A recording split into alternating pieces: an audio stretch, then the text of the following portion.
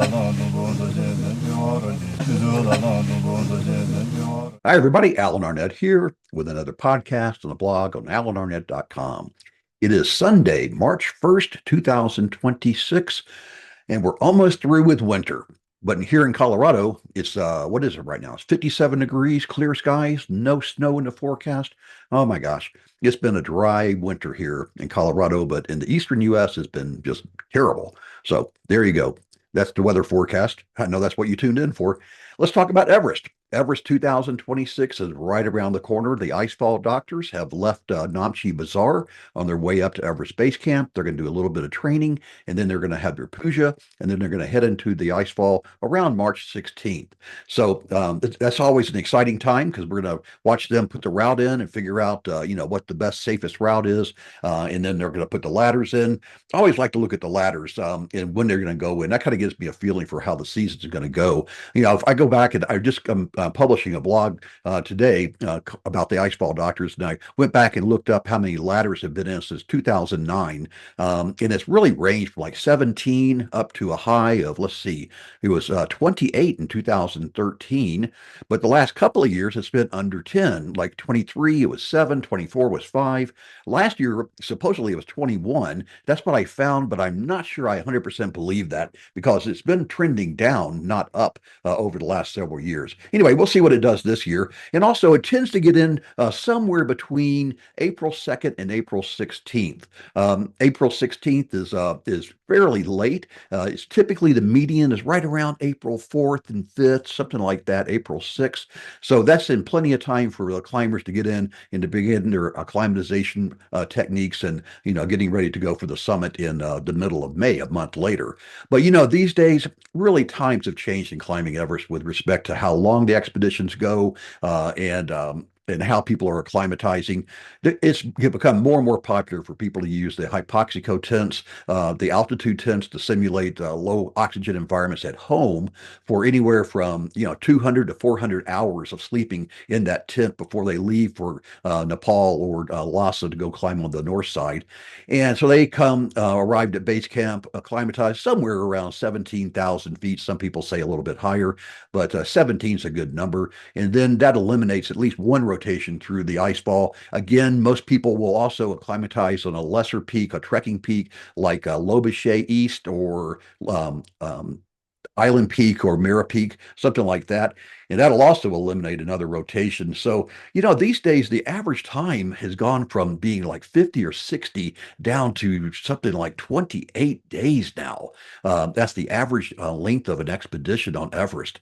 It's really changed over the years. It's absolutely very, very interesting how that's happening. For this year, I'm expecting a record number of climbers and summits, and that's mainly driven for a few reasons. One is that Nepal is running through their government approval process a new requirement that every Everest climber on the Nepal side would have to have climbed a 7,000-meter peak in Nepal prior to getting a permit to climb Everest. So it's gone through one of their two houses. The upper house now has to go through the lower house, and that won't happen until the government reconvenes after March 5th. And it may take a couple of months for that to happen. And then the president has to sign it. And there's probably a lot more red tape that has to go through it. So it's certainly not a requirement for 2026. And people I talk to are even doubting if it's going to be in place, if it actually gets in place for 2027. So it's going to happen if it happens in either 27 or even 28. So, stay tuned to see how this is going to play out. I, for one, applaud the government for doing this new rule. I've been really a strong critic of the government for years about all of their rules, but, I think this is a good one. I think having people require a 7,000-meter peak before they cry Everest makes 100% sense. But I wish the 7,000-meter mountain would be anywhere in the world. So that would include like Aconcagua or Peak Lenin, but instead, Nepal is trying to keep all that money in-house. And I personally think it's going to cause a drop in revenue. It's going to backfire on them. They tried this back in the 90s with a 7,000-meter peak in Nepal. And just business dried up. And so they quickly reversed it after the guide started to scream. So I would not be surprised if the same thing happens this year. Speaking of all these new rules, There's a bill in Parliament called the Tourism Bill 2081. And I've got links on my site where you can go watch this thing, go through the process. But it has a number of new rules in it. And I kind of divided it into ones I thought could make a difference in the safety and the cleanliness of Everest, ones that probably won't make much of a difference, and ones that have been tried before and they didn't make much of a difference. So the ones that could make a difference, the first and foremost, biggest one is that they increased the climbing permit fee for Everest from 11,000 to 15,000 per climber. That was announced last year and it was implemented in September of last year, and that is in effect for 2026. The second one that they have announced, but it's not in place, is replacing the current $4,000 trash deposit. That's on a refundable basis per team to a non-refundable per climber trash fee of $4,000. That's a biggie. I mean, that means that the climbing on the Nepal side is going to go from 11,000 basically to 19,000 when you take into account the $4,000 price increase from 11 to 15, and now the additional 4,000 if it goes through trash deposit. There's been a requirement for climbers to bring down like 8 kilograms of trash each year, but that one really never did work. So that's why they're going to try something different here. So then also the 7,000 meter one, I think that's a real deal changer as well. Then there's about 9 different ones. I've got those all listed on the previous blog I did. I called it the rumor fire season. Things like that only Nepali citizens can work as a guide or a helper on Everest. That you've got to declare in advance if you're going to do a record. That if it's the climb is disrupted, then there's no refunds. That dead bodies have to be removed within 3 months, and on and on and on. Most of these are not going to make a lot of difference at all. And then there's a bunch of other rules like that every climber must have a guide, and that you must submit photographs of your summit for proof. That's been tried before. It really doesn't make a whole lot of difference. But I do applaud the government for trying to make a difference and to get out there and make the mountain safer and cleaner. Okay, so for this year, as I was saying, I'm expecting it to be a record year, and I'm expecting between 900 to 1,000 total summits. So that's on both sides, the Nepal side and the Tibet side, from all climbers. So that's the Westerners, the so-called members, the foreigners, whatever you want to call them, and then as the Himalayan database uses the term hired, those are the people that are supporting the paid climbers, the paying climbers. So that's the Sherpas, the Tibetans, all the other ethnicities, and the Western guides, the Nepali guides. Anyway, 900 to 1,000 total people standing on top of the world this year. That's what I'm expecting. And it's being driven by this requirement of 7,000 meters. That's scaring a lot of people to get out there and go now. That's one side of the coin. The other side of the coin is it's probably going to encourage a lot of people that simply are not ready to go. So once again, we may see a lot of inexperienced people on the mountain trying to get in before the 7,000 meter rule comes into a place, if it does. And so, I don't like to do this, but that the average death rate over the years has been 4 to 6. That's the median every year. Of course, a couple of years ago, we had 18 people die in one year, and the next year was 8. Those 26 people, 23 of those 26 were with budget operators. I will not be surprised to see us having big numbers again this year of fatalities. And my condolences in advance. I'm not trying to predict, something bad to happen, but that's just the way the statistics work. In terms of sides, I'm thinking that we're going to see around 225 summits on the Tibetan side. Could be a little bit more because of people, trying to get rid of the crowds on the Nepal side. But on the Nepal side, I'm looking for somewhere around 800, and that's going to be that's going to be close to a record, if not a record.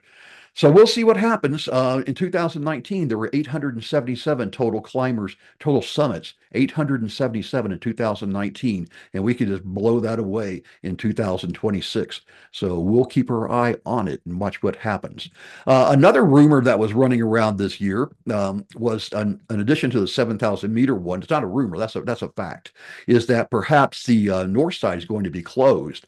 Kind of a crazy thing happened back in late last year. Arc'teryx, the Canadian gear company, they teamed up with a local pyrotechnic artist, a Chinese gentleman, and he blew up over 1,000 fireworks on a ridge line to simulate a dragon. Well, this was in sacred land, and so the Chinese and the Tibetan authorities got all upset about it, and now they're threatening to close Everest north side as a result of that.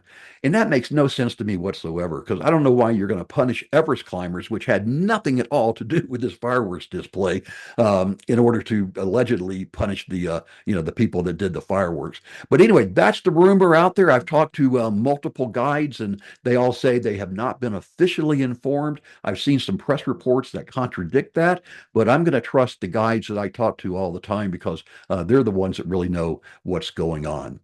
Let's look at cost. How much does it cost to climb Everest this year in 2026? I did my usual three different blog posts going into this season. How much does it cost to climb Mount Everest, comparing the routes and Everest by the numbers? All three of those are on my website. They've been up for a couple of months now. Hopefully, you've had a chance to take a look at them, because it's filled with data. If you're really interested in the analytics, there it is for you. Knock yourself out. But in terms of the cost, on basically the cost on the Nepal side is say pretty much the same. If you go with a Nepali company like an 8K Expeditions or a Seven Summits Treks, it's going to cost you somewhere around that's the list price, somewhere around $45,000. If you go with a Nepali company on the Tibetan side, it's going to be about $47,000. If you go with a Western company like a Madison Mountaineering or a Climbing the Seven Summits or an Adventure Consultants on the Nepal side, they're going to ask for about $54,000 for a Sherpa-led team. And if you go with a IFMGA Western guide, it's going to cost around 75,000. That's the median. Some people are charging upwards of 100. You can get some of them down to, like I said, around 54. On the Tibetan side, going with a Western company like an Alpenglow, they're going to ask around $95,000, and that has really gone up dramatically from last year. Last year was 70,000. Now the median is 90,000, and some companies are charging 125,000. If you want to go at the very, very high end, there's all sorts of crazy packages out there that can run you $200,000 to $300,000 for the so-called VVIP or the executive suites, and just all those luxuries out there. There's a market for it, just like flying first class across the Atlantic or the Pacific, and people are willing to pay, $15,000 to get on an airplane to go across the ocean. Some people out there are willing to pay $100,000, $200,000 to try to go climb Mount Everest. And not for me to judge them, but other than to say that, I guess if you got that much money, you want to go do it. Hey, that's your choice. Let's see what else to talk about. Let's talk about the routes. There are 20 named routes on Mount Everest, but 98% of the 13,717 summits, roughly, have been on the standard routes on the north side and on the south side. So that means only 2% were done doing other routes like the north face, the southwest pillar, the east face, the west ridge, the west face, the Great Couloir, and on and on. And so, there's still room out there for people to go climb new routes on Mount Everest. You don't have to go climb by the regular routes, but you do have to be a very highly skilled alpinist to be able to do one of these other routes or to make up your own route. In terms of the overall numbers, let me go back to that. So there have been since 1922, this is going to be deaths and summits. Of course, the first summit was in 1953, but the total summits have been 13,737 summits. There have been 6,656 members and 7,081 hired. So more people are summiting Mount Everest that are being paid to support the climbers than people that are paying to climb the mountain. And that's been a steady trend over the years. Nepal dominates, the Nepal mountain side dominates Everest with 69% of the summits, right at 10,000, compared to 31% or around 3,800 on the Tibetan side. In terms of deaths, the Nepal side has more deaths at 229, and that's mostly a factor that there's more people climbing. So statistically, you're going to have more people die on the Nepal side. The Tibetan side has 110 deaths for a total of 339. So the death rate on Everest is now about 1.06. It's one of the lowest in all the 14 of the 8,000 meter mountains. Choyol Yu is the safest of all of them.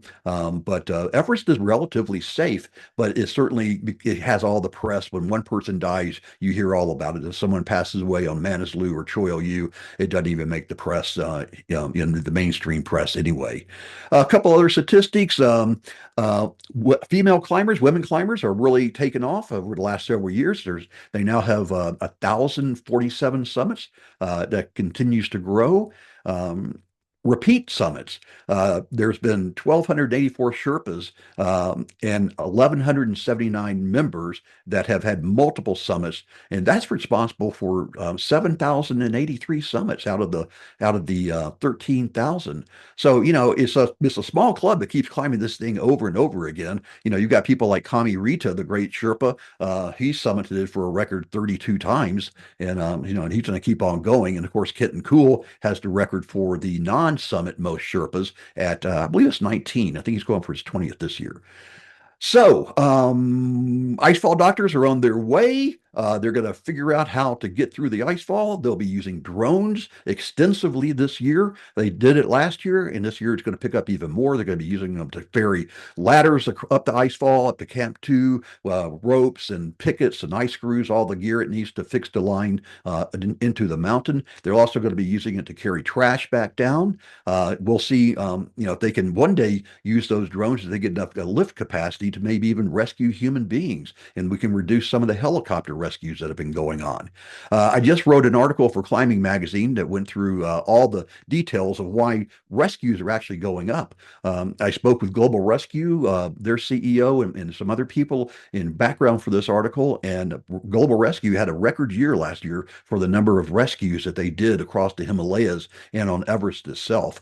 There's a big question right now in the industry about whether all of these helicopter trips are necessary, medically necessary. Global Rescue requires the individual to be diagnosed by one of their doctors before approving a helicopter rescue, but that's the exception, not the rule. And recently, the Nepal government arrested multiple individuals accused of fraud for fraudulently claiming insurance claims that for these evacuation companies when the individual never had any medical problem at all. This happened back in 2017-18, and it's kind of reappeared here in 2025-26. We'll see if Nepal can get a handle on that. They've made some logistical changes to some of the rules, but it's still going to come back down to the helicopter companies and the guides to have that moral authority to not do fraudulent claims for all the medical rescues. So one more thing there, Marc Bitard, the Frenchman, 70 years old, he's tried a couple of times to establish a alternate route to the Khumbu Icefall going on the flanks of Nuptse. He and a team of French gentlemen have tried, a couple of Sherpas as well. They've got most of the route, they say, in, but it's a Via Ferrata, which is not, I just don't see a Sherpa with a 50-pound pack on his back or 70-pound pack on his back climbing a ladder rungs up a rock wall, and then they've got to rappel down and off of Nuptse into the Western Khum, and then if they want to return, they've got to climb up. I mean, this is like this is Alex Honnold stuff, and I just don't see the Sherpas using that route if they actually do get it in. But supposedly, Bitard's trying to raise money this year to get that in, and we'll see what happens. All right, that's about it. I'm going to try to do this year similar to what I did last year with my coverage. Every Sunday, having a Sunday update, a weekend update to kind of go through what happened in the season. As we get into the really heart of the season in mid-May, I may do a couple of podcasts and blogs during the week. But you guys have all been following this long enough. You kind of know what the routine is. They all the climbers get around base camp around April 15th to the 25th. They do a couple of rotations, if at all, these days. They go up to Camp 2. They may go up on the Lhotse face, tag 7,000 meters, call it good, come back down. They wait for the weather window when the winds are under 30 miles an hour on the summit for about 2 or 3, 4 days. And then the masses all head up, following behind the rope team as soon as the ropes get to the summit, which typically has been in early May. Last year was pretty late. It was like May, I think it's like May 12th or something. But normally it's in early May when the ropes reach the summit. Typically, the ropes reach the summit on the Tibetan side earlier. That's because the Chinese, or actually the CTMA, the Chinese Tibetan Mountaineering Authority, the association, they actually have a dedicated team of Tibetans that fix the ropes all the way from the North Col, or actually from an ABC to the summit. And they were very, very fast or very efficient in doing that. So they get the ropes in earlier. And often we'll see the first summits of Everest being on the Tibetan side rather than on the Nepal side. But nonetheless, all the activity really picks up in mid-May and goes through around May 25th when all of a sudden the monsoons begin to hint that they're coming in and shutting down the season. Icefall doctors take the ladders out on the Nepal side. The Tibetan side, you can keep on going, but traditionally it hadn't gone much further than the first week of June, again, due to those monsoon snowfall and winds and rain coming in. Just becomes ugly up there. So that's the season. That's how it's going to lay out. And I will do my best to keep you informed to the best of my ability with the most accurate information, no rumors. Again, you won't hear of a death on the mountain from me first. That's in respect for the families to make sure they have heard about the loss of their loved one. I don't want anybody to hear that on my website for the first time. So if you hear about a death, look elsewhere for the information. Yeah, I'll cover it, but I won't cover it immediately until I know exactly what's happened. And even then, it's very difficult to find out exactly what happened. Okay, that's it for now. Hey guys, thanks so much for following me over the years. I really appreciate it. And hopefully this will be a fun season, a fun, safe season. Maybe we'll see some new records and people enjoy climbing the highest mountain in the world. Okay, climb on. This is Alan. And remember, memories are everything.